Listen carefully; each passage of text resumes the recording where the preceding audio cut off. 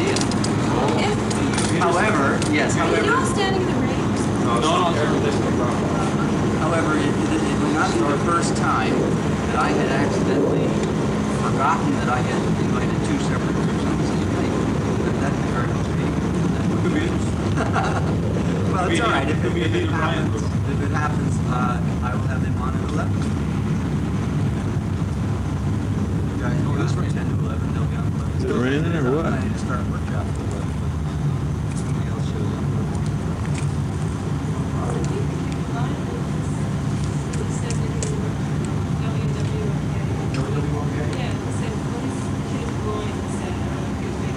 No, there is a blind kid over there. Yeah, he's the one who called. It said in my desk room there. And yes. That's interesting. Why don't you tune in okay on radio upstairs and see if you can find out what's going on? See if it's on 1400. Yeah. 1400 AM. Waiting for my producer to show up a little late, but she's late too. The young lady we met before? No, her sister. That lady you did before is my girlfriend. I got an hour. I thought we were going to get through the next one. Oh, I'm sorry, I forgot. Go right ahead. You're my guest.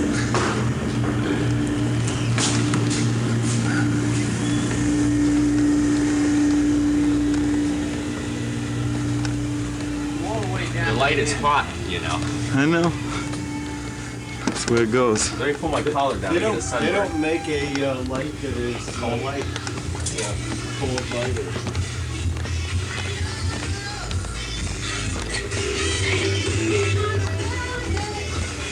Do we have sound with this? Oh yeah. Is that what we recording for sound? Which? Now? Yeah. Oh, thank you. Are you shooting the whole thing, the whole while you got that light Yeah. up? Why? Such They call his wife an old bitch. And then he said, resisted "Oops, him, wrong they house." charged him for resisting arrest and smashed up his skull, broke 4 ribs. The thing I don't understand is why, when they identified themselves in the doorway as police with a huge gun, why he slammed the door in their faces. I mean, if the police are standing there with a gun pointing at you, it seems stupid to slam the door in their face. Bullets go through wood real easy. I didn't know he did that. Yeah, and according to newspapers, he opened the door and they said police are standing there with a cannon by his description, and he slammed the door in their faces. I'll tell you, you have to check another thing too, to find out if they had uniforms on or not too, because enough times you see a bunch of guys who look just like us with guns saying we're the police. Yeah, well, in that case, I'd want some identification. Of course, if you've got a gun, I'd probably say, all right, you're the police. You could be Mickey Mouse if you've got a gun, I don't care. Just don't hurt me. Who else are we expecting today? On our thing, nobody. I had hoped for a third party. I was trying to get back You don't to need to test use yeah, this. if you could. What? I know you did. Oh, yeah. You could locate me an expert on You the see the Egyptian colors here? topic, history and development. You have to make the You know, colors I tried match. 2 campuses. But whatever. It says right up here, see 22, 16. Okay, those are the numbers you have to use on there. Claim to have no knowledge. On one of their programs. Yeah. You know, we had thought at first it was very limited from the fact that you couldn't use it on any other kind of equipment, but we've since found out that you can. What are you talking about? This is the mic that you both have to share, and you have to get up pretty close to it when you speak into it. Okay. And if you tap on this table, it'll sound like a bass drum at home. So don't touch the table. Did you see that today, by the way? No. It's a federal challenge and Federal pot laws challenge. the judge sounds pretty... 1 minute. 1 minute and we're on. You guys ready? But don't kick this table, he's telling you. Yeah. Watch out for that computer too. If you mess up that computer, they'll raise hell.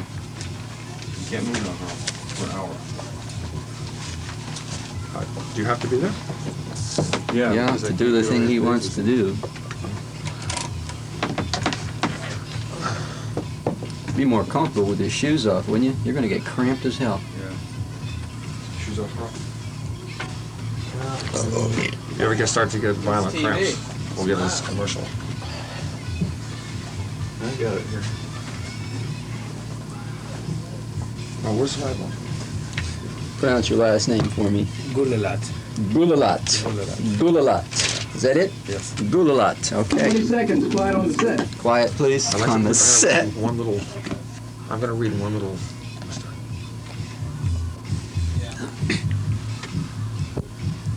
See you, Rick. Bye.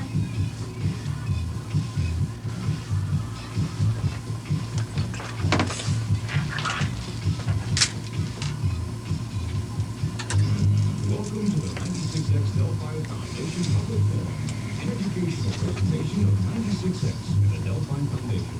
This program is an attempt to meet your needs and answer questions on topics concerning you each day.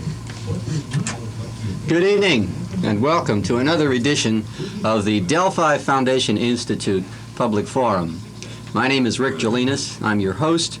I'll be with you this evening on Public Forum until 12 o'clock, and of course at that time at midnight, you're all invited to stay tuned when we go right into Human Dynamics Workshop, the program which invites you, the listener, to phone in and talk with me about whatever's on your mind of a personal nature concerning your own life. If you want to call in and talk about relationship problems or personal identity crisis or anything that you might be into, like a transition in your life into or out of a marriage or other kind of relationship, that's the sort of call we take. And that's, of course, from midnight until 2. Human Dynamics Workshop. Now, Public Forum is a different thing for those of you who might just have begun listening. Public Forum has been on this radio station now for over 2 years, every Sunday from 10 to midnight. And on Public Forum, we have typically a guest or more than one guest representing a topic or a subject of general interest to the community at large. This is a service that the Delphi Foundation provides not only to the community, but to this radio station in an attempt to help them to meet their FCC requirement for public affairs programming. And as we do that, we bring you a whole series of interesting and vital topics which we can, which we hope at least will keep you informed, you the public, our community, informed on the issues which are important to us all. Okay, now this evening on my program, Public Forum, I have a return visit. Our guests, a return for one of our guests, and for the other it's his first time, and we're going to be discussing a topic which we got once before here, and the topic is, generally speaking, religion, and very specifically one religion, and that is the Coptic faith, one specific segment of it, I suppose, the Ethiopian Coptic Church. And here to talk with you about that are two people I want you to meet right now. Tesfaye Gilalat. Did I say it right? Yes. Gilalat. Yes. Tesfaye Gilalat. It's a little difficult for me, that name. I'm not familiar with it. Good evening, Tesfaye. I'm glad you're here. Thank you. And a return visit from someone we had on a few weeks ago. Brother Love, I'm glad to have you back again. Good evening. It's nice to be here. Okay. Those of you, of course, listening have no way of knowing, but this thing is being videotaped this evening. I know not why. They tell me that it makes interesting viewing. I can't understand that. You take a videotape of three people sitting around a table talking. There's no drama. I'm not even going to move my hands very much. Now, what is there to that? Why are you videotaping this thing? This is very interesting to the brothers and sisters in Jamaica and to other brothers that are not in Miami right now. When they come in and they can see it and hear it, it's much more living to them. I see. All right. Well, it doesn't bother me, of course. That's fine. Someday we may all be on television. What the heck? Right. All right. Now, when you were here last, which was what, about 3 weeks ago, 4 weeks ago? Right. We got into a discussion at that time of religious freedom, the right to practice faith in whatever way it seems best for whomever is doing it. And I want to continue with that theme this evening, and I want to explore it in a specific direction. I want to get involved tonight in a talk about the development of the church and the development of the concept of sacrament, the use of various forms as sacraments, and perhaps we can get into that a little bit. But before we do, I'd like you to just begin, if you will. I think you said you were going to read something from the Bible for us as a starter. Yes, this is from the first book of Peter, chapter 2. Wherefore, laying aside all malice and all guile, and hypocrisies, and envies, and all evil speakings, as newborn babes, Desire the sincere milk of the word, that ye will grow thereby. So be ye have tasted that the Lord is gracious, to whom coming as unto a living stone, disallowed indeed of men, yet chosen of God and precious, ye also as lively stones are built up a spiritual house and holy priesthood, to offer up spiritual sacrifices acceptable to God by Jesus Christ. Now, the particular Ethiopian Zion Coptic Church now is truly disallowed by men, yet we know it's precious to God. We know our faith is true. Okay. Well, that gives us a good start. Tesfai, you're a member of the Ethiopian church, and yet different from the church that Brother Love represents. Isn't that right? Yes. What is the difference? Well, the church I am from is the Ethiopian Orthodox Church, The Ethiopian Orthodox Church. which is known as a Coptic church, as are the Egyptian Coptic Church. What does the word Coptic mean to begin with, Tesfai? There isn't one dictionary definition of Coptic, the word Coptic, which will in any way reflect on the history of the church. So I cannot define it in that perspective for you. However, the Coptic faith has been in existence for over 6,000 years. I see. And the Ethiopian church has been in existence. Now, Ethiopia, in physical Ethiopia, or geographical in Ethiopia, have been in existence for over 3,000 years. And are all the Coptics approximately the same in their beliefs? No, not necessarily. They're not, huh? Yes. There are various differences, even among parish, different parish which is administered by a different priest will have a certain doctrine different from the parish, which might be about 10 miles away from the other one. Here again, I'm talking about Ethiopia, physical Ethiopia, geographic Ethiopia. Well, that surprises me because having been raised in one of the traditional religious formats myself, which consisted of a great many parishes, one always found the same doctrine and the same principles being taught, forgive me, religiously in every parish. So when you say that parishes divided by as little as 10 miles might be different, I'm surprised. What are the basic tenets then which hold the Ethiopian religion together as a concept, as a unified religious concept? Okay, when I say differences, I'm talking about very slight differences which might not be significant to you, Okay. but will be definitely significant to the people who hold the faith I see. from that perspective. Yes, Brother Love? Right. Now, I'm talking about the Ethiopian Zion Coptic Church. Mm-hmm. The history of the Bible is a history of the Ethiopians being in slavery as a price for their sins. And the history shows that the slavery will take place in a foreign land, that the chosen people will be banished from their own land and sent off to serve other people in strange lands. Mm-hmm. When I traveled to Jamaica in the late 60s and early 70s, I had never heard of Coptic. I met some people in Jamaica who explained to me that they were the seed of the black people who had been carried from Africa to Jamaica during the days of slavery. Mm-hmm. They showed me that when Mr. Columbus came to the Western Hemisphere, he didn't find any black people here at all, and that all the black people that came here through the instrument of slavery, yet not all who came into the Western Hemisphere came as slaves. Mm-hmm. Some of the black people came as shepherds and as missionary brethren to be guardians of the flock and to keep the spiritual life of the black people alive, even in their state of captivity. Mm-hmm. In the book of Genesis, it shows of Joseph being sold into slavery by his brethren and having to be a servant in a distant land. And the black people in Jamaica now know that Jamaica is not for them. The black people in America know that America is not for them. And the conscious black people realize that their heritage is in Ethiopia, which is where the church came from. In present-day Africa, as Tesfai has indicated, There is the concept of the Coptic faith, yet the shepherds and the bishops were carried into captivity. And you're going to find the true resurrection of the Coptic take place in captivity and return to Africa, return to Ethiopia. But you won't find it in Ethiopia today because of the sin of the people and the people being scattered through the slavery. Do you agree basically with that, Tesfaye? Well, to begin with, in my understanding of the Ethiopian Zion Coptic Church, Ethiopia doesn't directly only refer to physical Ethiopia. It refers to the whole continent of Africa, Right. and particularly that the whole belt right. But in of the area.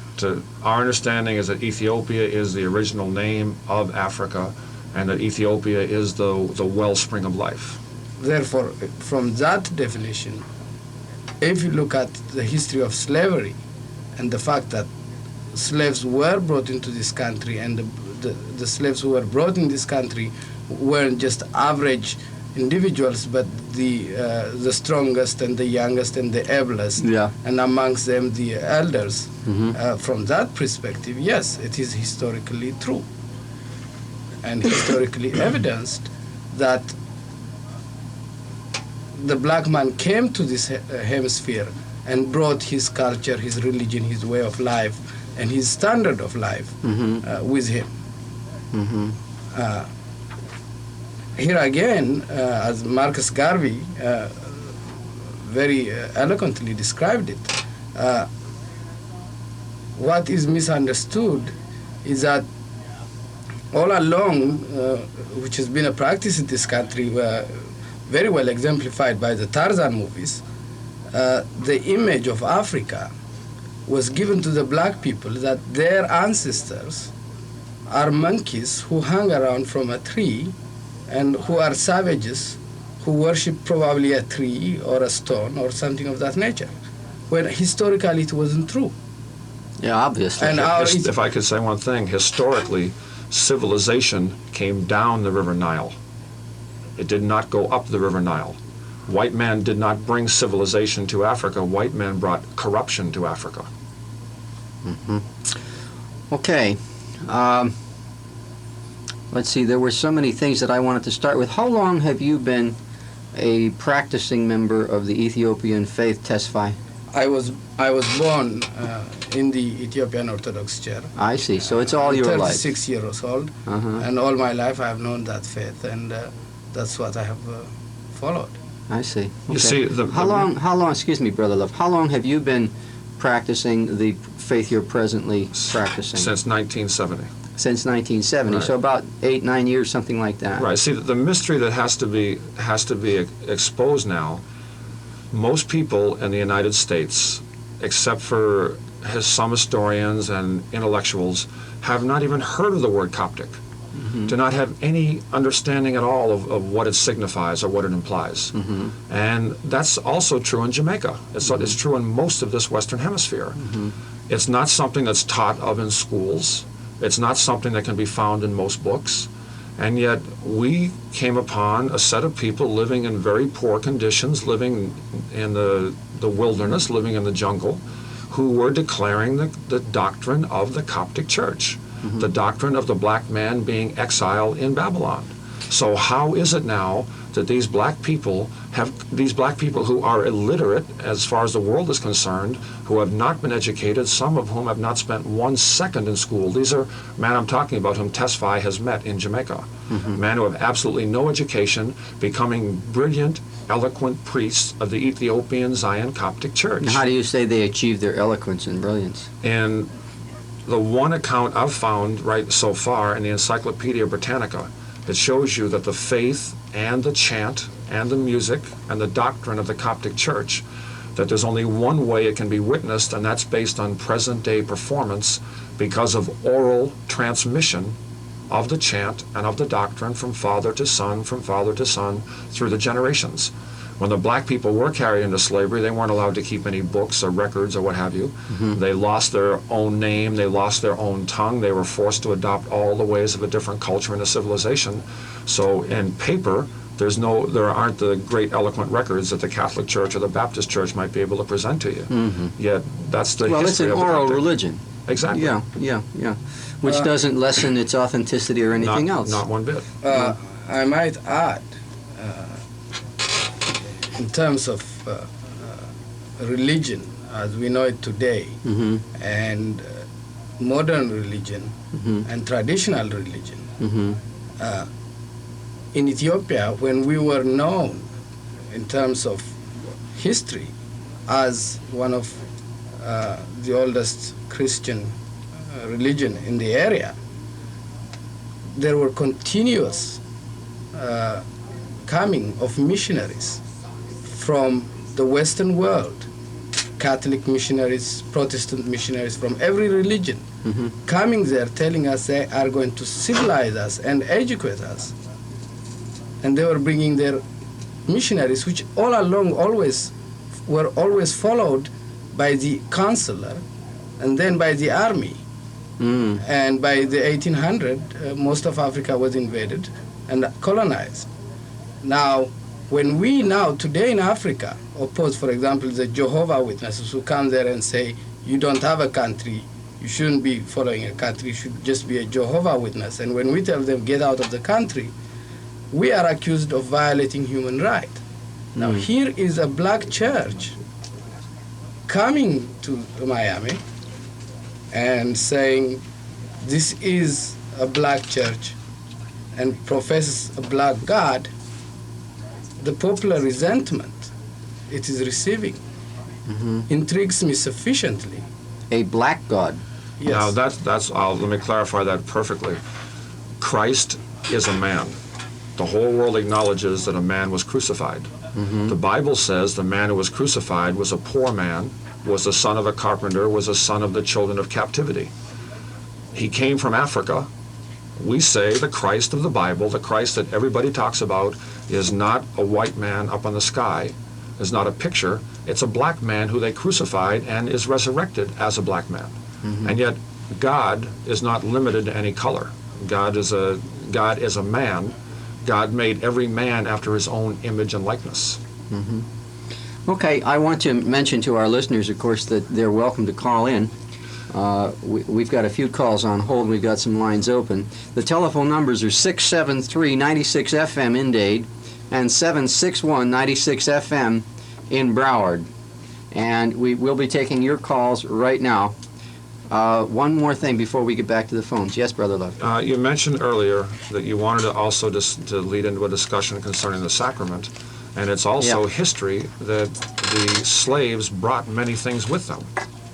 And of the things that they brought with them, ganja was there. This is a recorded fact that ganja was brought into the Western Hemisphere by the black slaves. Okay, let's get to the phones now and see if we can get some calls going in here. Hi, this is Delphi. You're on the air. I just wanted to ask about, about Jesus. About Jesus? Yes. What did you want to ask? They said that, that Jesus had, well, everybody has different religions, right? Sure. Okay, well, Jesus.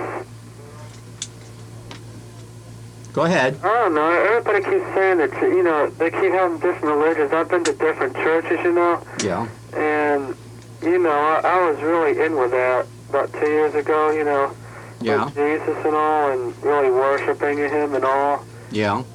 But I went to different religions, and I guess the church, that you feel comfortable in, right, should be the church that you should go to, right? Right. The church that can lead you away from sin is the church you should adhere to. Yeah, that's what I figured, because everybody keeps telling me, like, you should worship, the way that they tell you and all that, and... Well, what's your point? Get to the point. Well, like, they keep telling me that this is the way you should worship. Like, I had a Christian friend named Randy Winkler, right? And he said that, you should worship this way. You should worship having the Spirit come over you and make you speak tongues. And I tried to believe that way, but he wouldn't let me do it. And I kept telling him that Jesus wants you to believe the way, that it comes natural to you, the way you want to believe, and the way that the Spirit leads you, right? I don't think anyone would disagree with that, but what's the point you're trying to make? Well, that's, Well, let me ask you a question, if I could, please. yeah. We were all taught to read and write and speak in syllables. Yeah, that's true. Now, when you see the syllable J-E-S, Yeah. what does that say to you? J-E-F. Right. Well, I'm not good at reading. Doesn't say anything. What? No, that's syllable. Jess. Jeez. Jess. No, it's Jess. J-E-S is Jess. Yeah. And U-S is us. Yeah. Now, J-E-S-U-S, therefore, could not be Jesus. Jesus would have to start with a G. Yeah, that's right. Why? Knowledge, fact. Yeah, that's right. Most Jesus. of the most of the people in America have been trained to look upon the word J-E-S-U-S and say Jesus. Those who say they believe in it from those who don't. Most of the people in other parts of the world, in the poorer parts of the world, see the word J-E-S, and they say that says Jess, and they say U-S, and they says Jess us, which in the scripture also says... Unless you're French, in which case it's Jésus, or you're Spanish, in which case it's Jesus, and it's all spelled the same way. Now you're getting into...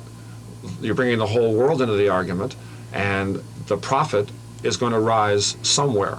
He's not going to arise in 20 different places.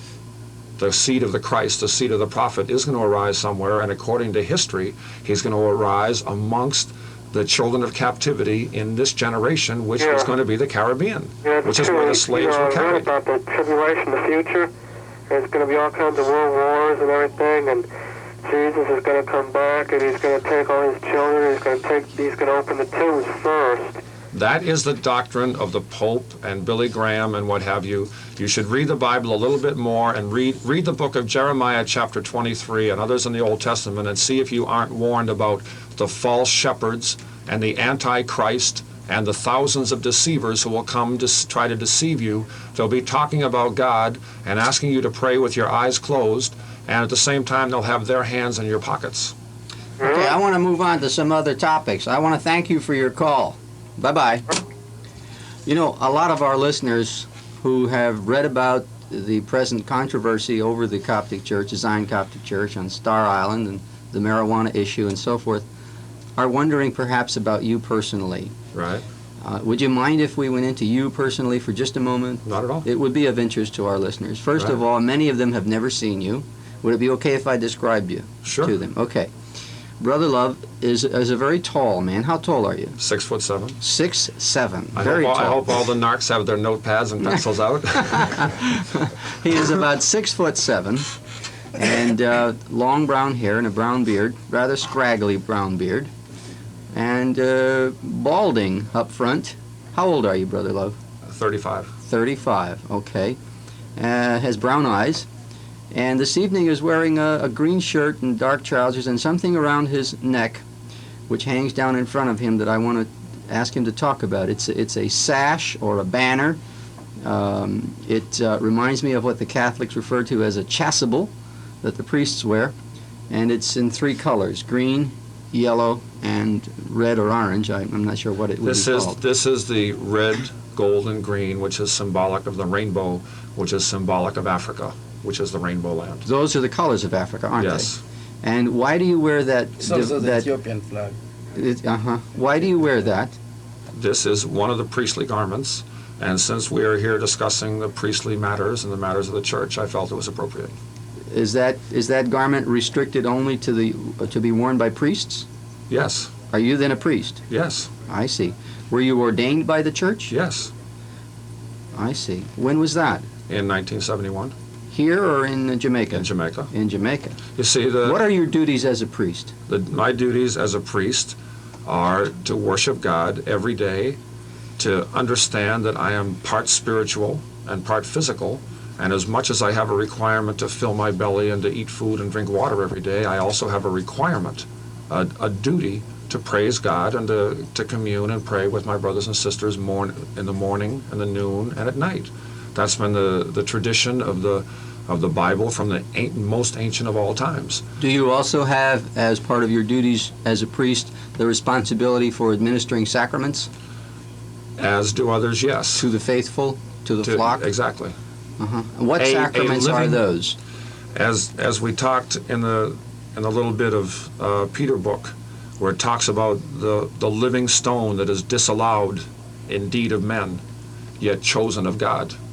Our sacrifice is a living sacrifice. It is a natural herb that grows out of the earth, and we share the same experience as man in every civilization and every culture the world has ever known for 6,000 years when we communally pray and share our marijuana sacrament. Okay, and what- Tesfaye has talked before even of uncovering things where they've through different scientific methods discovered ganja smoking in Ethiopia thousands of years ago.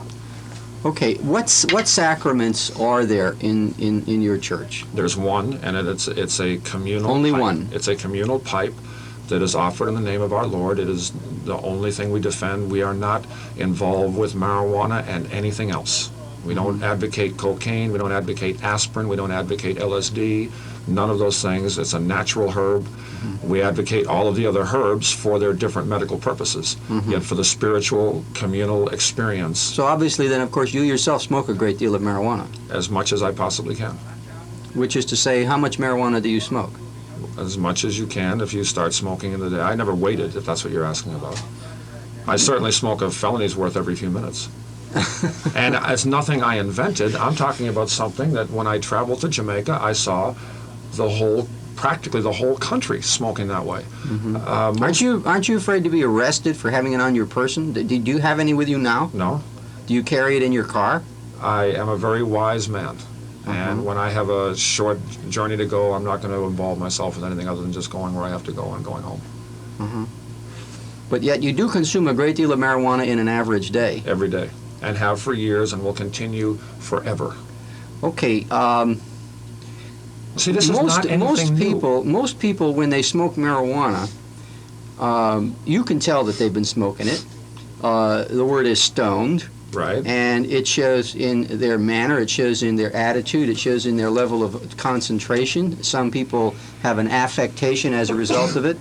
And yet, this is the second time that I've been with you, and I'm sure that your behavior was basically no different with regard to marijuana back then than it is today. And I don't see, as I look at you, any signs of being stoned. Now, if I were to smoke as much marijuana as you say you smoke in a day's time, I'd be so doggone stoned that I wouldn't be able to sit here, you know?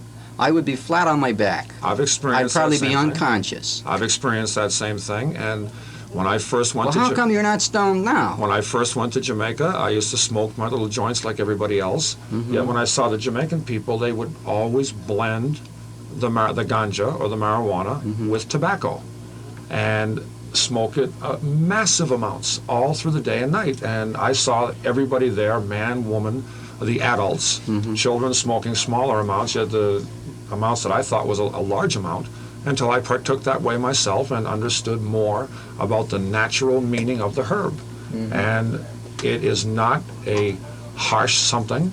It is not something that's meant to make you drunk or meant to make you lose control of your consciousness. And only America, basically, do you find this concept of somebody rolling up a small joint and trying to use marijuana in the same regard as though it were alcohol or a substitute to alcohol.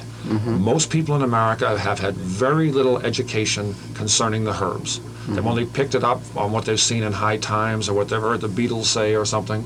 They have very little consciousness of what the whole rest of the world has already experienced concerning marijuana and marijuana use. Okay. I You have said been that smoking all day, and well, the people will testify that we all do. do you smoke marijuana, Tesfaye? I have smoked it, yes. Do you smoke it as part of your religious belief? No. No, for you it's not part of it. It wasn't given as a sacrament in Ethiopia. There has been evidences that it was at one time used. An anthropologist and archaeologist discovered two pipes at the church, Lalibela Church, near Lake Tana in Ethiopia, and they tested it for THC. They tested the scrape from the pipe, and they carbon tested the pipes. They discovered that the pipes were used in 13th, 14th century Ethiopia, and the scrape proved to have a THC content in it. It did. And yes, in a book called Cannabis and Culture, there is an article by an anthropologist which describes the whole findings. I want to switch back again to you personally a little bit. You said that, Brother Love, you said that you were a member of the church now for about 8 or 9 years. Right. What faith were you born into? I was born and raised as a Roman Catholic. I was an altar boy from the time I was 11 to the time I was 16.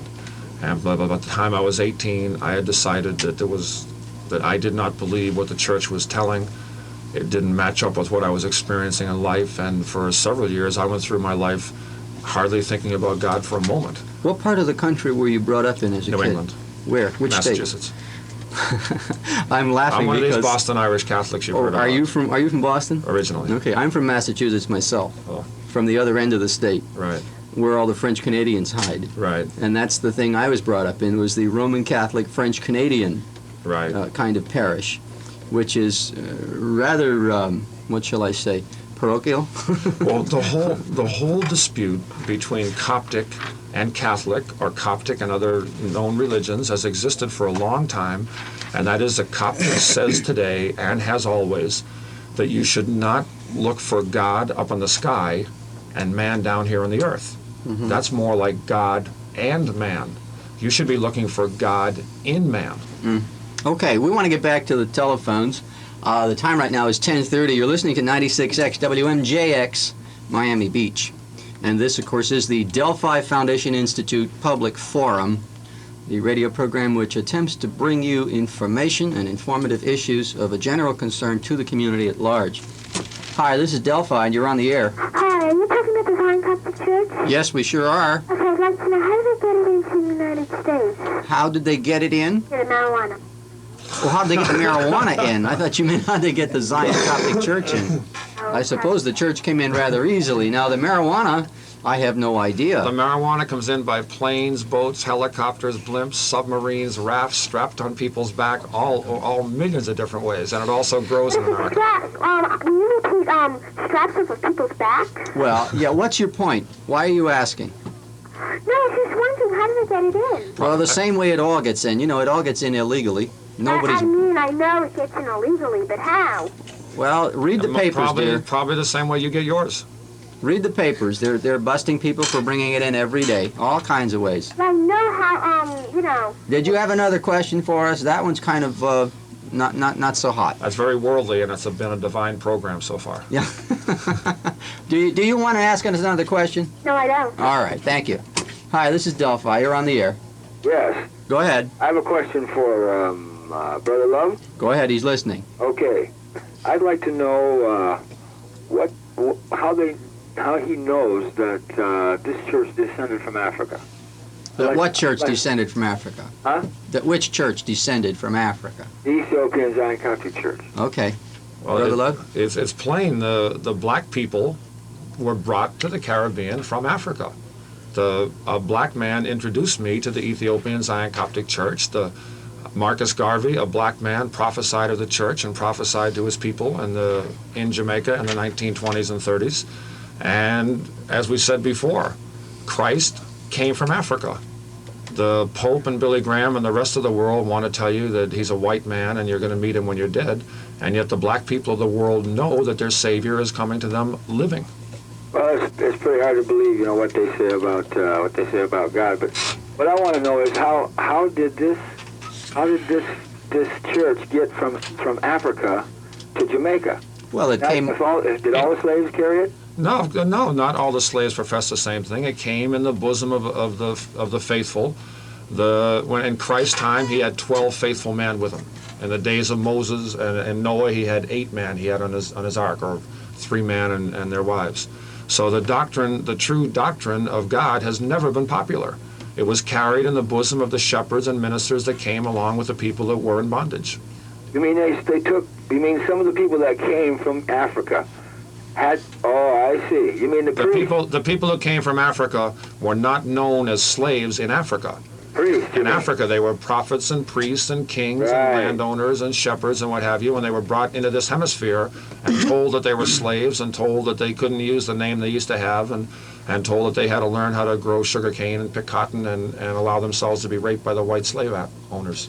Well, I'll tell you one thing I think. I think they ought to rewrite the history book a little bit and straighten people out. I think this is it's gone far enough, you know. A few things are upside down, you know what I mean? Well, right now, the white people, most of the white people through standard education have a certain understanding of history, which is very void when it comes to what has really happened to the black people, except to just say that they were slaves.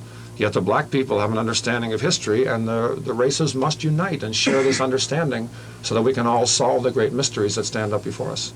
Well, listen, I know you got some more people you want to talk to, so I'm going to move on, but I want to thank you very much, you know. All right. Thank you for your call, sir. Yeah, onward and upward. Bye-bye. Hi, this is Delphi. You're on the air. Okay, yeah, I was wondering, now how come he says that Jesus is black? How come what? How come he can say Jesus is black when in all the King James versions it says that he's a Jew? Right. That Jesus was a Jew? Right. Well, is it possible to have a black Jew? No. Oh, I wonder if Sammy Davis Jr. knows that. Not only that. No, he's from Israel. He's from Israel. Sister? He's from Jerusalem. Sister, the Israel of the Bible is a nation of people. It is a nation of people that have been in slavery and have been in bondage because of their sins through all history and all generations. No, but in the back it says Excuse me, all sister. those maps and stuff.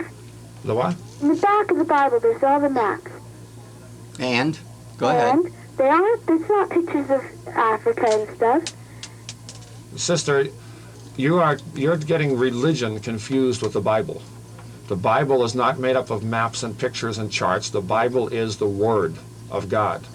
And these other things that are thrown in at the end frequently are thrown in to confuse you. The Christ of the Bible did not come from Europe.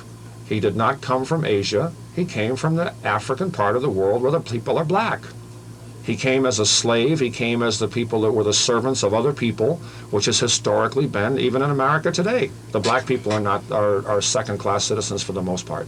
Jesus wasn't a slave. Let me add something else. In Ethiopia, there is what is known the Falashas. They are the Falasha Jews who now are accepted by Israel as the last children of the lost tribe of Dan. Now, these people who embrace the Jewish faith, as it is known today here in American society, are black Ethiopians. Therefore, how do you explain them being Jewish and being black if you are assuming that all Jews are white? They come from Israel. Well, you have to understand, too, that Israel is contiguous. That means attached to or part of the same landmass, which is Africa. And you're calling Israel a landmass, and I'm calling Israel a people. Okay. They said Israelites in Israel. Well, no. Look, the nation that we know today as Israel, okay? I know they're not the same. Is not the same thing as the people. The people of Israel were people who wandered, who moved from one place to another. In slavery and in bondage. God scattered the Israels all over the nation. Yes, and the black people were scattered to every corner of the earth through slavery. You're insisting he's black. I'm not insisting he's white. Okay. He is something, point. Sister. Now let's come to a good common. Good. So let's come to an understanding now, because remember, I was taught that he was white all my life, and through that teaching, I lived a life that was very ungodly. I met some black people who declared to me that they were the descendants of the prophets of those who spoke of their Christ, who they know to be their brother as a black man, claiming that the Christians came from Africa. I'm not really sure that it's awfully important what color he was or how tall he was, or whether he lived on Maple Street or Green Street, or whether he was born in Africa or Alaska. The importance is to know him today. The importance is to know him if that's your faith, or if you're Jewish, then you be Jewish, and if you're Muslim, you be a Muslim, and whatever you are, that you do it to the very best of your ability. I understand why you're stunned by the suggestion that Jesus might have been black, because in our society, Jesus is unquestionably white by the great majority of people who understand of him. And so whenever a suggestion is made that he might be something else, it's going to be hard for you and for a great many others to fathom that or to accept it. But I think, caller, that you made a very good point when you said that you're not insisting on a specific color. When it comes right down to it, you know, it's pretty darn hard to say who is black and who is white. I'm sitting next to a man who by most standards is considered black, but as I look at his face, I don't see any black in it. I see various shades of brown, and as he looks into my face, a person who's considered white, I know darn good and well he sees no white in my skin, because my skin is anything but white, and yet, you know, I'm considered a white man, certainly. So, I know colors are pretty darned confusing and impossible to describe sort of thing. It has become that way through men departing from the precepts of God, which say that there should be no amalgamation between the races. And this is something that has to be restored, because white is pure, black is pure, and yellow is pure. Yet exactly as what you said, because of what started out as the white European raping the black Ethiopian and the common practice of mixed marriages, now we've all lost our racial heritage and our racial understanding and have almost fallen into the trap of becoming a melting pot. Marcus Garvey and the... I'm not sure there's anything wrong with the melting pot or being of mixed races or mixed heritage. I am quite sure, I'm positive that the scripture and all knowledge indicates that that is sinful, that brings about confusion. When the day comes that everyone has to return to their own vine and fig tree, where are the people going to go when the father is black and the mother is white, or the other way around? Well, I guess God made us to be pure. He made the white man for the white woman, the black man for the black woman. That's a divine law. Men have trampled it in the dust along with a lot of other divine laws and have brought about confusion. Testify, do you agree with that? No, I don't. Yeah, okay. Testify, do you agree with I that? have a reason why I don't. Marcus Garvey, Can I tell my reason? Wait a minute, hold on. Okay, I'm sorry. the prophet of the Ethiopian Zion Coptic Church, gave exactly the same argument Brother Love just gave you. He came from a very fierce, proud, black escaped slaves, the Maroons in Jamaica, and they were the only one in a tricolor caste system in Jamaica who maintained their African heritage. And Marcus Garvey's argument was that the black man at that time, his major disagreement with Du Bois was that the black man cannot achieve justice through integration, and integration is only an approach where the black man will be assimilated into the white society by intermarriage, which he said will never occur and will never take place, and there will never be justice for the black man under this circumstance.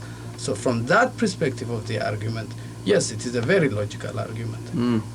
Go ahead, caller.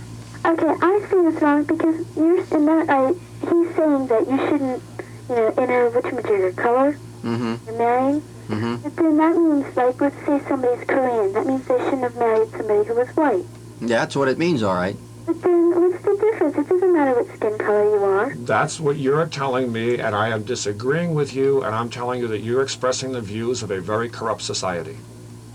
Well, I have to agree with you, caller. I think it's absolutely okay. And as a matter of fact, I really kind of defy anybody in this room, with the possible exception of someone who's been able to trace his lineage specifically, but I defy any one of us to say I am purely this or I am purely that. I think it's impossible. Impossible. There have been too many opportunities down over the past several hundreds of years for the intermingling of races, and you and I today wouldn't know it. Now you are in a society, remember something now, just for a moment. We have this phenomenon known as gay rights, which a certain segment of society says is all right. We have sex education in school where the young people are taught to masturbate, being told that that is all right. Now, I don't agree with those things. And I don't agree with those things from a scriptural understanding that man is precious in God's sight. Man is made to be pure. I am a white man, I have a white woman as my wife, and I'm going to have white children, and they're going to have white children also. And I can't deny that someplace back on the line there couldn't have been some intermarriage, yet I'm here to stop that. I'm not here to continue it. And from the time How do you plan to stop that? In my life and by telling others. That man will have the wisdom that when you hear the truth, you'll know it. if I may add here also, in the 1960s, when Stokely Carmichael came up in the Black Power movement, one of the things which he took from Marcus Garvey and argued was that the races should be kept separately from that perspective, and that they should cooperate towards achieving the same goal. And Garvey's prophecy was that the black man will go back to Africa and establish his kingdom, and the white man will remain in America and establish his kingdom. Why should he stay here? Why not go back to Europe? This country belongs to the red man. Yes. So the origin of this argument has a black origin, not a white origin. In other words, when Marcus Garvey, at his time, he was getting cooperation out of the Ku Klux Klan and the Senator Bilbo, based on this basis that the black will remain in Africa, will go back to Africa, and the white will remain here, and each build his own kingdom equally. So the restriction didn't originate as a white racist restriction or a black racist restriction. It came as an ideology and as a doctrine through Marcus Garvey. And on a racial basis, the white race has never been raped. It was the black race that was raped, and it is the raped Ethiopian who's now crying to reestablish his own purity. Okay, we're going to have to take a brief timeout. Caller? Yeah? I just want to thank you for your thought-provoking comments. Okay, thank you. Bye-bye. We have to take a brief timeout for this announcement, but stay tuned. We'll be right back. You're listening to the Delphi Foundation Public Forum. My guests tonight are Tesfaye Gulalat. I hope I got it right. Yes. Tesfaye Gulalat, who, by the way, is publisher and president of In Downtown Publications, a newspaper for tourists here in Miami, and Brother Love, who is a priest and a practitioner of the Ethiopian Zion Coptic Church, and we're here to discuss the Coptic Church, and we're going to do a lot more of that, but stick around, we got this announcement to give you. Where the hell is my gal? How long before we go on back? How long what? By the time we're out to smoke a cigarette? Or Oh, hell no, less than a minute. Okay. See, I don't know, I haven't decided yet. It could go 2 hours easily, judging by this.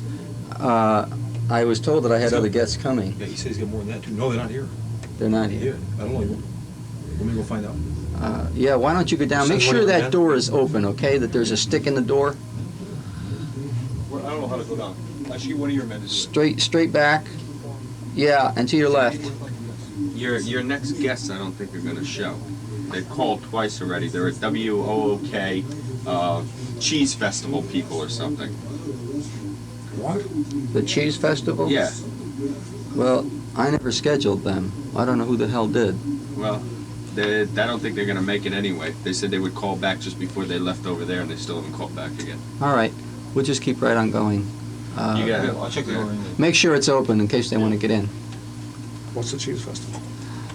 The Wisconsin Cheese Festival. It's a promotion of cheese. They talk about how to keep cheese, how to buy cheese, how to select cheese, that sort of thing. It's a home aid kind of thing. A thinly disguised way of selling cheese. Is this a thinly disguised way of 10 selling seconds, quiet on the Western Front.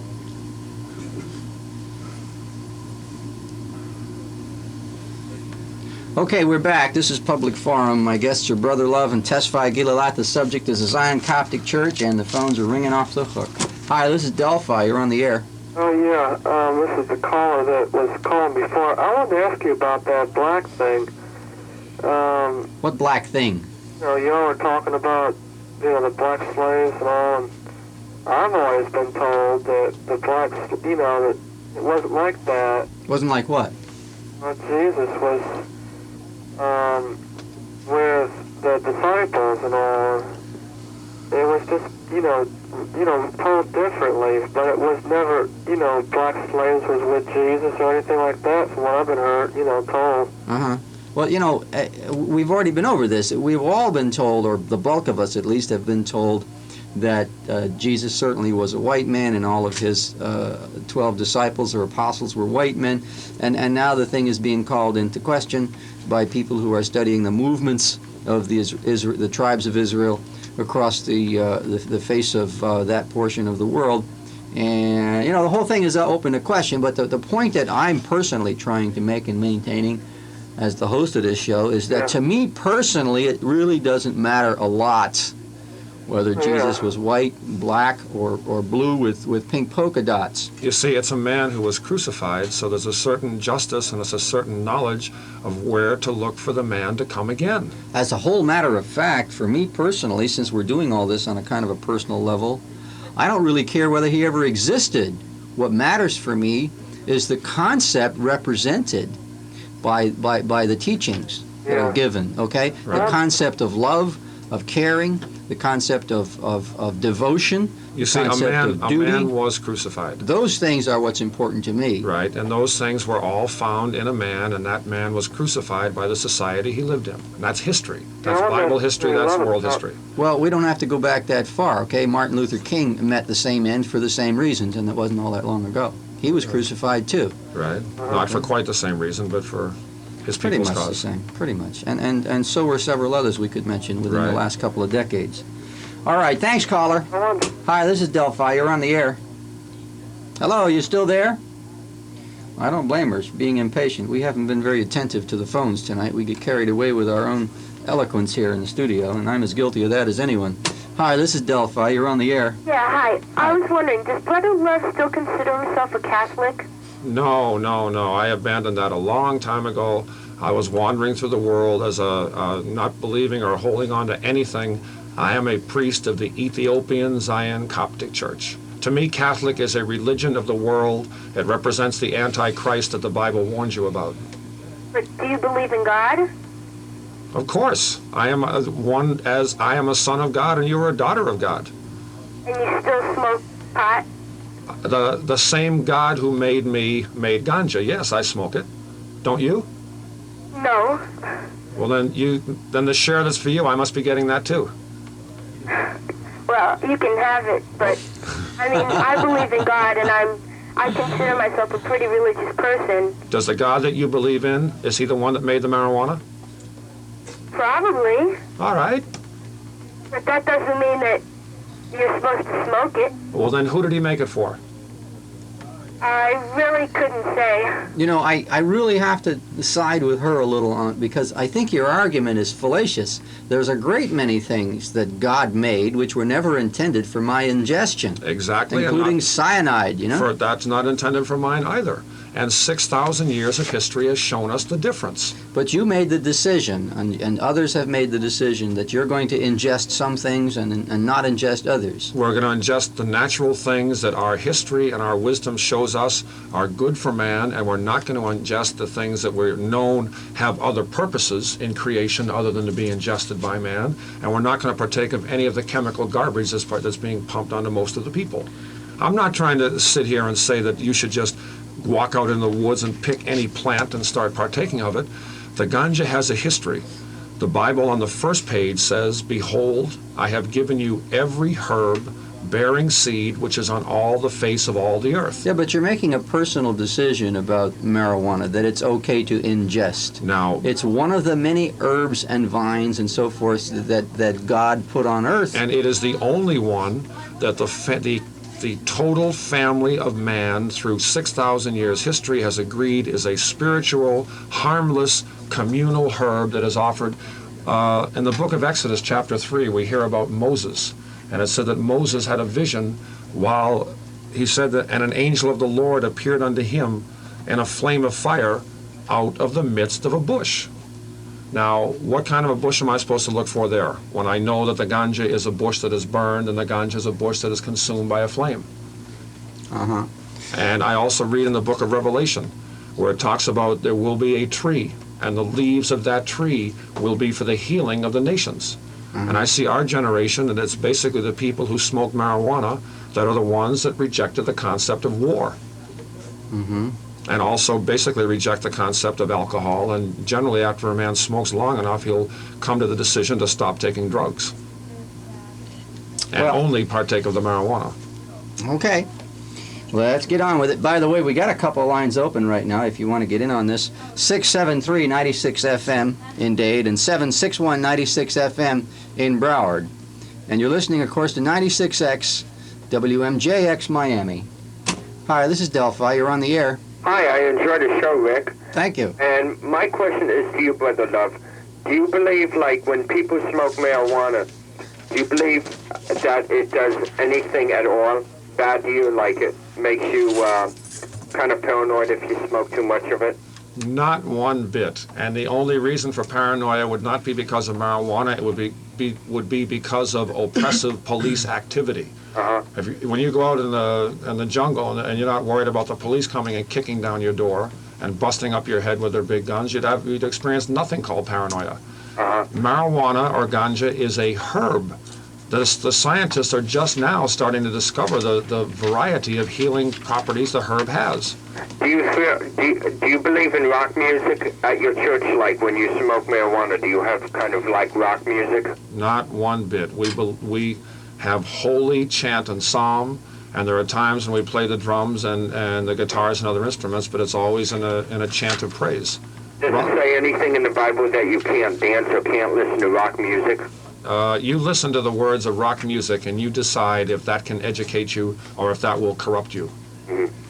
I don't think it does any. I don't think it corrupts. Well, if you listen to songs and the underlying intonations are that you should take LSD or you should take cocaine or you should be homosexual, then it'll corrupt you. Okay, there was one of the guests that said something about black shouldn't be with black and white that if people should be that black people should be with black people and white people should be with white people. Was that you that said that before? Yes, that the races were made pure in the beginning, and the races must return to that purity. Remember, I've been adopted by black people, and I've been nursed and revived to life by black people, and I love them as much as I love myself. Right. Yet I'm not going to violate the written law of God and transgress the racial lines that God established. I didn't choose to be white and someone else choose to be black. We were made this way. Okay, I feel this way. Hey, since I can't see colors, you know, I'm a blind person. Since I can't see colors, it doesn't make a bit of difference with me of who I'm with, whether or not I'm with a black or a white person. You see, that's not what your eyes behold is not the criteria for whether or not it is sinful. It either is sinful or it's not, whether you can see it or hear it or you understand it or not. Many people sin not knowing they're sinning. Are you for integration or against it? I am for complete racial independence. I'm for the black people to know that they have a heritage, that they have a homeland. If they care to be in Africa, they should be free to be there. If they want to travel, that's free. I should know that Europe is for the white people and that Asia is for the yellow people. I'm not trying to prevent travel. I'm not trying to prevent communication. I'm trying to prevent sin. We should love and embrace each other in every way, except the white man should not lie with the black woman and the black man should not lie with the white woman. But then you're saying, like, if a black person wants to go to a country that's built for the white, you're against it then, right? No, I'm not saying that, but the man should go and maintain his racial purity. He should not go looking for a woman. I really have to disagree with the principle that the mixture of races in marriage or sex, or both, is sinful. In the book of Leviticus, chapter 20, in the first verse, it says that there is a curse involved with a man sowing his seed unto Molech. We all know the offshoot of that is the concept is called mulatto. Now, I'm not trying to say that that puts a curse on any individual. What I'm saying is that the act that brought that about is sinful and it must stop. Well, I disagree with you too, there, Brother Love, but as I say, each to his own opinion. Yeah. Thank you very much. Yeah. Okay, thank you for calling. Okay. Yeah, each to his own opinion. I want to emphasize also that as strongly as I disagree with you, I also would like to defend, go on record as defending, not only your right to believe what you do believe, but your right to say so in every manner possible. Well, see, so long as what you say does not intentionally bring harm on anyone else. And for that reason, I'm really glad that you were good enough to clarify your meaning concerning the word curse, and that you didn't intend to indicate that there was any kind of curse on a person born of mixed marriage. We're talking about mixed something races. very historical in this Western Hemisphere. In the days that Marcus Garvey was in Jamaica, Andy was in America, he talked about the plans of the NAACP and other organizations which call for integration and intermarriage, and told the black people that they would lose their strength, that they would lose their inheritance, that they would be swallowed up in basically another man's culture, the white man's culture. And so we not only have it declared as sinful in the Bible, you also have the prophets of the people warning the people that this is part of a setup that is not to their advantage. The time right now is 11 o'clock. You're listening to the Delphi Foundation Institute Public Forum. My guests this evening are Tesfaye Gillilat, who is owner and publisher of In Downtown Publications, a newspaper for tourists, and Brother Love, who is a priest and practitioner of the Ethiopian Zion Coptic Church. We're going to get back to the phones in a moment, but Tesfaye, did you have something you wanted to say? Yes, I want to clarify something here. I think we're bogged down on the question that there is some kind of racial undertone behind the question of Marcus Garvey's statement in regards to the separation of the races. Yeah, I'm really distressed with this whole slant. Okay, It's really bothering me a lot, because in this time of strife, in this time where nations are at each other's throats with atomic weapons in the background, you know, my whole soul cries out for closeness and unity of all peoples. Okay, look at it from historical perspective. If we're going to look at it from historical perspective, when Marcus Garvey emerged in the United States in the early 1920s and started talking about the whole questioning, where is the black man's kingdom, where is the black man's government, where is the black man's home. Yeah. In Africa, there was only one independent nation, that was only Ethiopia and Liberia, which was repatriated slaves. And what Marcus Garvey in essence was saying was that to Du Bois, who was also the intellectual leader of the black intellectuals in this country at that time, was that integration,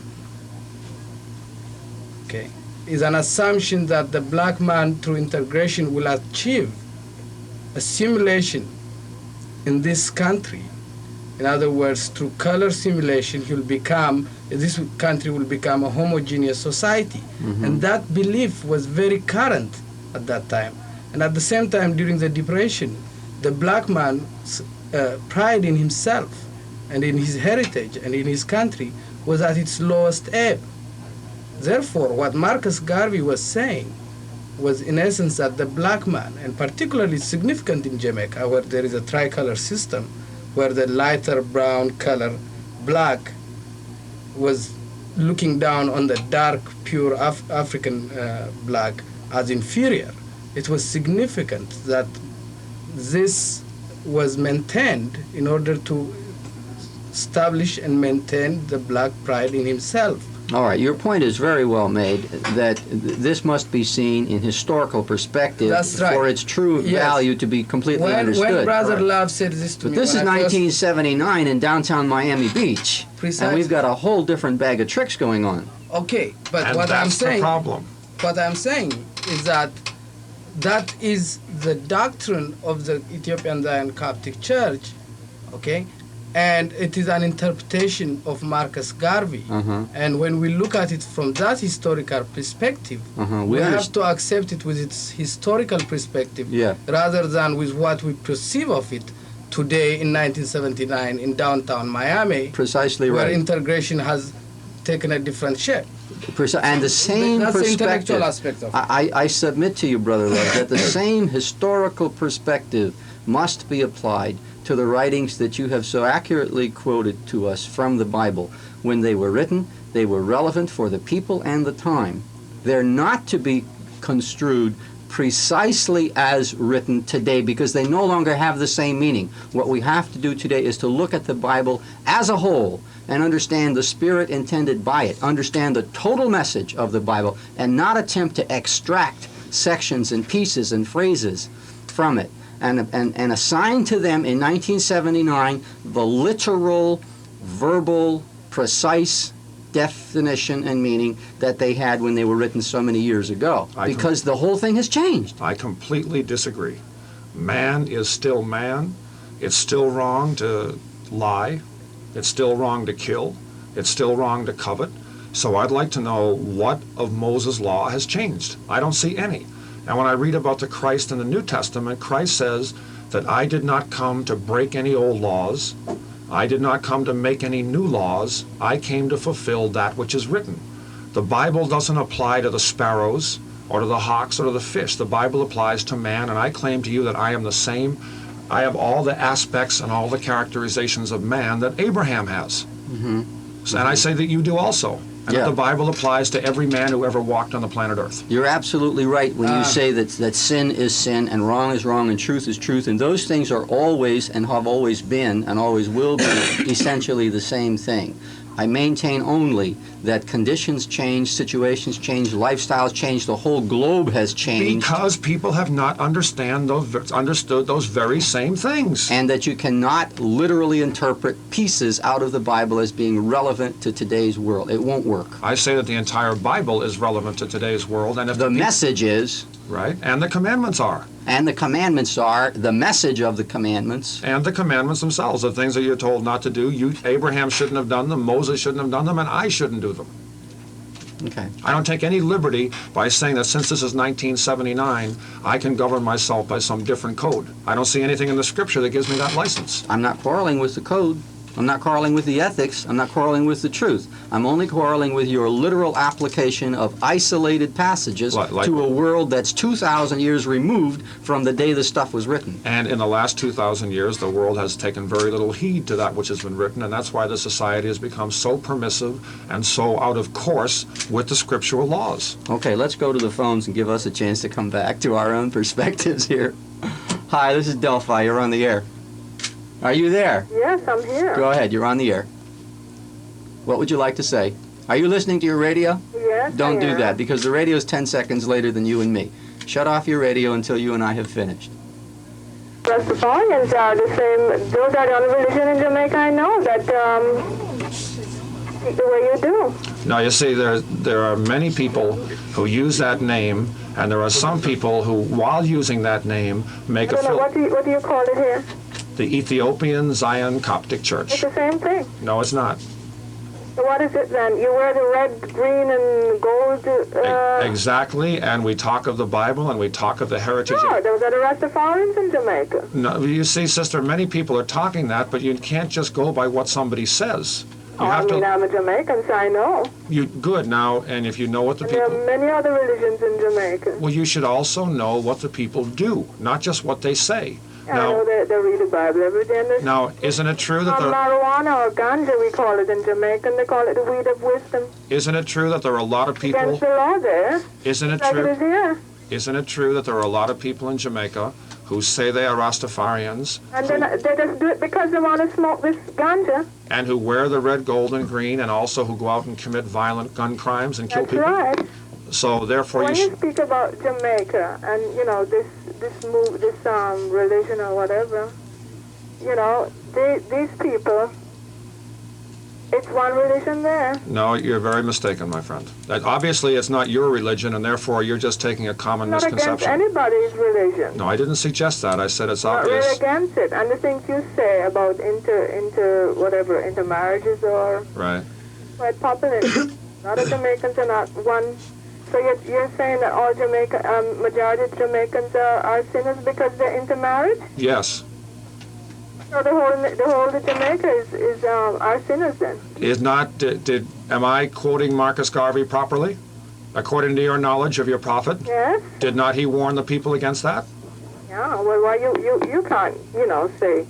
So then we agree. Yes. We agree that they were warned and they did not take heed to the warning. Well, I wouldn't agree to it. Because people are people. Jamaican mother is out of many one people. I would just like to remind everyone of what Tesfaye said not 5 minutes ago. The thing has to be seen in its historical perspective. Marcus Garvey had an important political message for the people, for his people, at the time that he made the message. It was political. It was a political statement. Do not intermarry. Do not intermix. Preserve yourself for your own kingdom. No. Sin because people are intermixed. No, but ma'am, you just said something very important that a lot of people might have missed. You said that the motto of Jamaica is... Out of many nations, out of many nationality, out of many one people. Right. Now, They're all one. if you followed that thinking, you would wind up desolate, bankrupt, and in famine. God teaches you that you take one seed, and from that one seed you get many. But the politicians have put that absolutely reverse and tried to tell you that out of many you get one. Anyhow, you started out with many and you wound up with one, you would be a loser. And from the time you start out with one and you wind up with many, you get your blessing. So God gave... What it means is out of many nationality, one nation, which is Jamaica. Now, the present leader of Jamaica is an example of that. A man who's neither this race or that race. Well, many of us aren't. Well, now you've got to decide whether you want to continue in that tradition. I don't see, how you arrive at being a sin. Excuse me, are you an African or are you of African descendancy? I do have African descendancy, but I'm not full. Well, whose fault is that? Okay, I see the point, and the point is being made. We've got two problems to contend with. One, that we're into a passionately interesting subject. Number two, that there are other people on the line who've been waiting very patiently. And number three, really, we've got a third problem, and it is that I've only got 18 minutes left before my next guests are going to come busting in here. Allow me to speak. I really appreciate your contribution, caller. It was an excellent phone call, and I wish that we could go on for about 6 more hours with this whole thing. Thank you very much. Hi, this is Delphi. You're on the air. Brother Love, Yes? is it required, your religion, marijuana? Marijuana mixed with the other herbs is the only sacrament we have. Of course it's required. It is our atonement, it's our experience, our communal experience of the Spirit of Christ, and it has also led us to the understanding of what it is like to be persecuted when you're not doing anything wrong. Okay, thanks, son. Okay. You see, even as recently as last Tuesday night, the Miami Beach police came by our house about 11 o'clock at night with their big guns and their uniforms and their paddy wagons, and they carried away living marijuana plants. That's what the police are doing now. The people think they're out fighting crime. They're out picking marijuana plants in 1979. It's a selective persecution that's being used. Most of the myths and the lies have been uncovered. There's something happening in federal court right now. There's a test.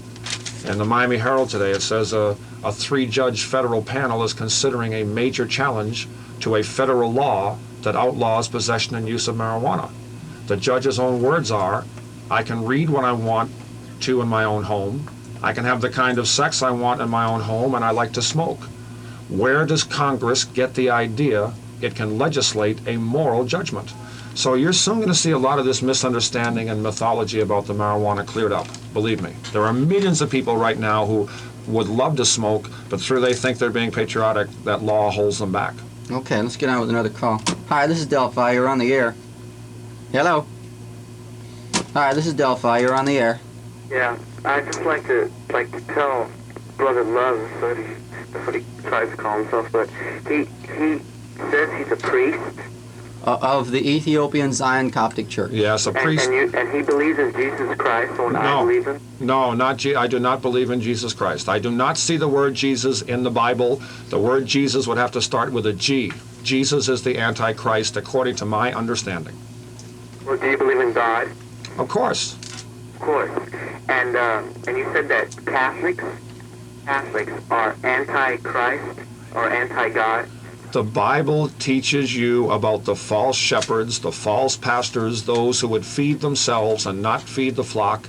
And I offer you all the religions of the world as an example of that, including the Catholic, the Protestant, the what have you. I'm not singling out any one. Well, you said when this girl was talking before, the Catholics are the anti-Christ. Or not them only. Anyone who calls upon Jesus and instructs the people that they should basically be comfortable sinners on the earth because nothing's going to happen until after they die.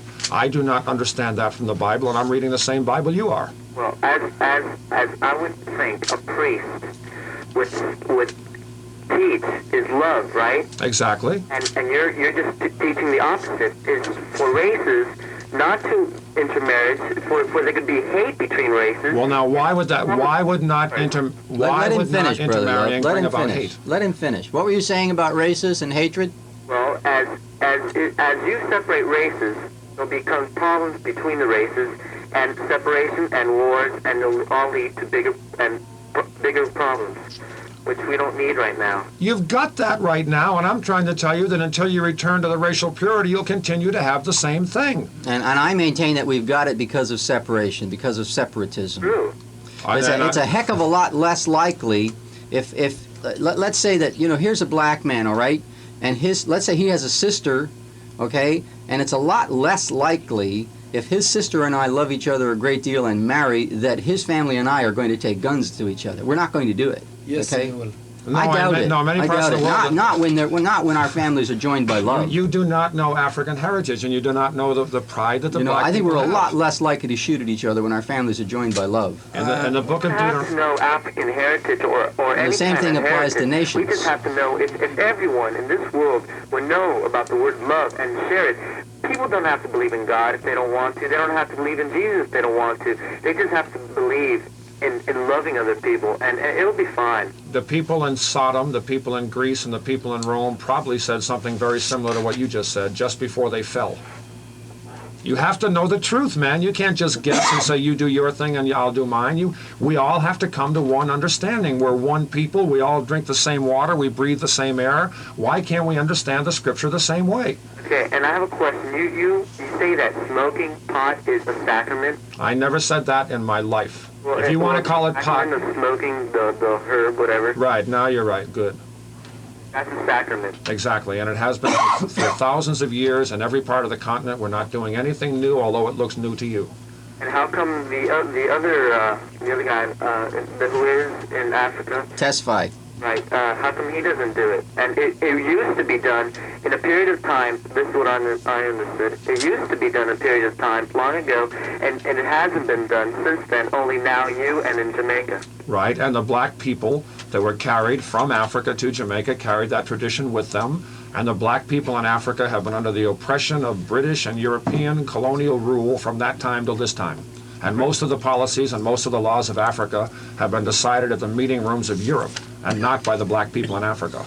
Sounds to me that religion to get to marijuana and to be able to smoke it legally, because that's what everyone feels in my school and everywhere around that it's your religion is just a joke for being able to get to the marijuana legally. Believe me, there would be a lot easier ways to accomplish getting to marijuana legally than to go through what the members of the Ethiopian Zion Coptic Church have been called to go through. We've been under every kind of microscope by state, local, and federal authorities, and we're going to continue to be there. And pretty soon you will understand that we have adopted a tradition that was existing for thousands of years before we ever heard of it. Caller, I'd like to ask you not to refer to the Ethiopian Zion Coptic Church or any other organized or any other religion as a joke. Well, yeah, I know. Judge Barad referred to it as a religion within the meaning of the First Amendment of the Constitution of the United States after having us in court for several days and sending members of the Dade County State Attorney's Office to Jamaica to take the sworn depositions of priests of the Coptic Church. His final argument was that the Ethiopian Zion Coptic Church represents a religion within the meaning of the First Amendment of the United States Constitution. Maybe you didn't know that.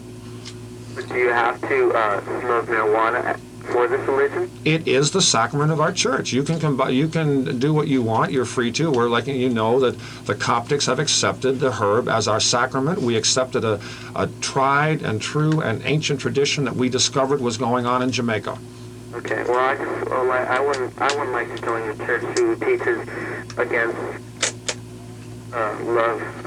It's the only word I could find. Well, if your limitation of love has to include going to bed with someone, I'd suggest that you lift up your standards. No, but I mean, being able to love is being able, is not separation of races or anything. You should be able to show love to whoever, not look on the skin, but look deeper. Do you apply that to sharing love with your fellow brother as opposed to a woman?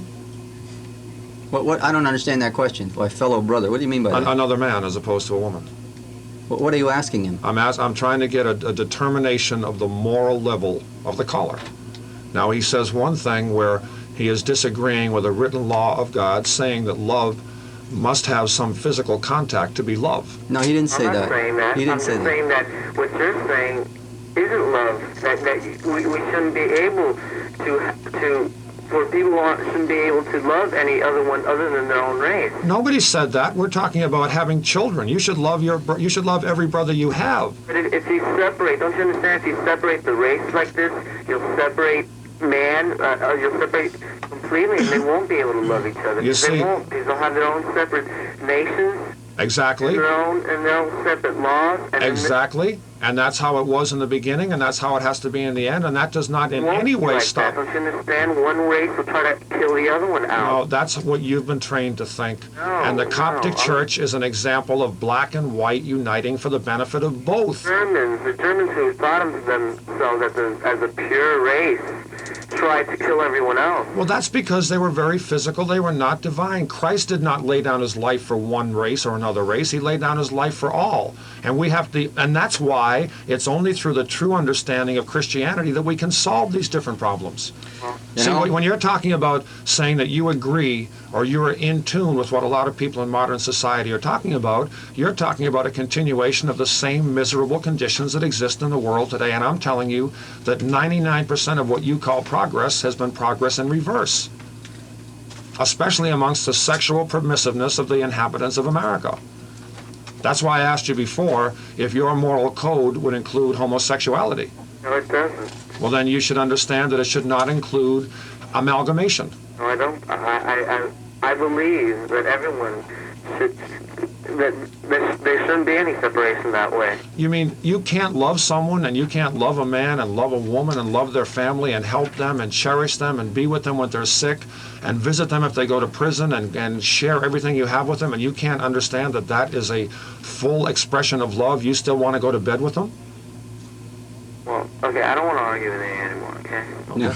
I don't find any reason to. No, you're absolutely right, caller, and I thank you for your contribution to the program.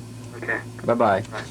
Yeah, at a certain point, argument becomes foolish. No, but it's an understanding. You're trying to say that a socially adopted custom adopted in most of the world today, which is the black man and white woman or white man and black woman, you're saying that I am wrong in trying to say that that brings about a curse, and all I can say is that the scripture indicates something, and I'm not trying to convert anybody. I'm not trying to make any new Coptics. Here's what I'm trying to say, Brother Love. I really want to repeat once more that I defend, with everything I have, your right to preach the teachings that you hold dear and that you believe in. And at the same time, I have to tell you that in my own understanding, there is such a basic flaw, such a very basic flaw in your philosophy that it amazes me that you can't see it. There is only one way that men, and I use the term to include both sexes, can exist on this earth, and that is through cooperation. And I say it's through principle. Let me finish. If we were not cooperating, we would be killing each other constantly. Well, it's just absolutely essential that men cooperate. I agree with that. No, 100%. you don't. No, you don't. You disagree. You disagree. At what point do I disagree? You disagree at the point where we take the concept of cooperation down to its most intimate level, and that is the conjugal union. And at that point, you disagree. Now, if you're going to disagree with the most essential, the most intimate point of the philosophy or the theory of cooperation, then you are disagreeing with the entire concept. You might as well be taking the cornerstone out of a building and let the whole thing collapse. My cornerstone is not my conjugal activities. That's not the cornerstone of my life. That's a function that I allow a certain amount of time for. The cornerstone of my life is the praise of God who made us all. It's no big mystery to me as to why I have a woman and what a woman is for. And there's no big mystery to me why God made the black man and made the black woman. And you and many other people have the understanding that there should be no limitation to what we do with our bodies, and I disagree, and I say that... I never said that. Well, in this particular area... no limitation. In this area, that it's right for the races to intermarry, I say that and many other things are wrong in the basic way people think. Your argument is not a biblical argument, it's not a scriptural argument, it's what you think. And many people get in trouble by following what they think and not having a historical background. No, the only thing that I can know for sure is what I feel. No, you are wrong about that. You've That's got the only 6,000 thing I you've got can know. 6,000 years of history to understand that man, just like yourself, have had experiences. We've shared these experiences. You can know when a man's telling you the truth or not. Okay. You should be able to. In 4 minutes, we're not going to resolve what is essentially a multifaceted Right. issue involving philosophy, religion, ethics, morals, And sin. and race and sin, if you will. In 4 minutes, that's impossible. I think Right. we'd need about 8 years. Right. You know, and then Or- maybe we wouldn't do it. Right. Marcus Garvey said, give the black people 50 years, and they would show you what they could do. Well, I think the black people have done miraculously well, given the rotten start that they had.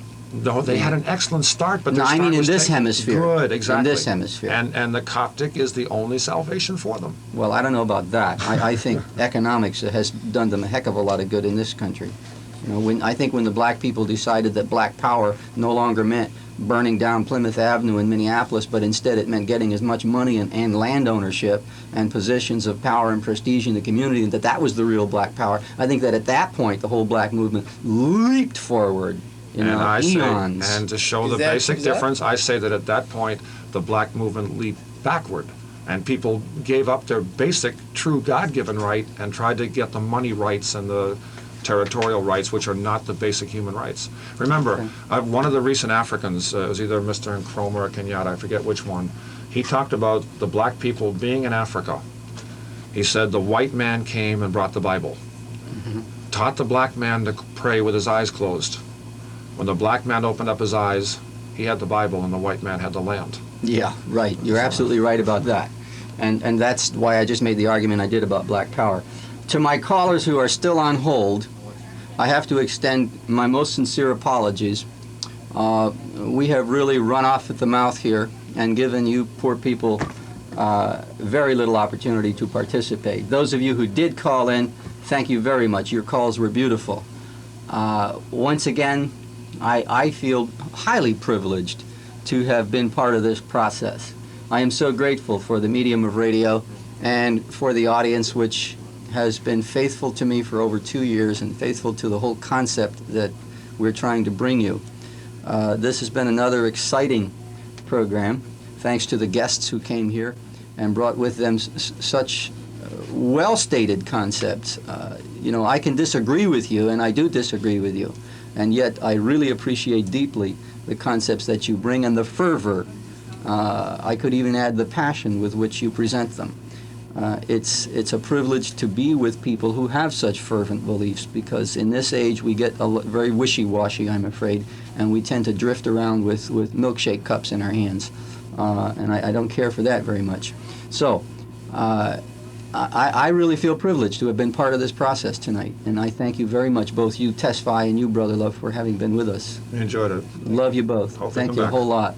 You're listening to the Delphi Foundation Institute Public Forum.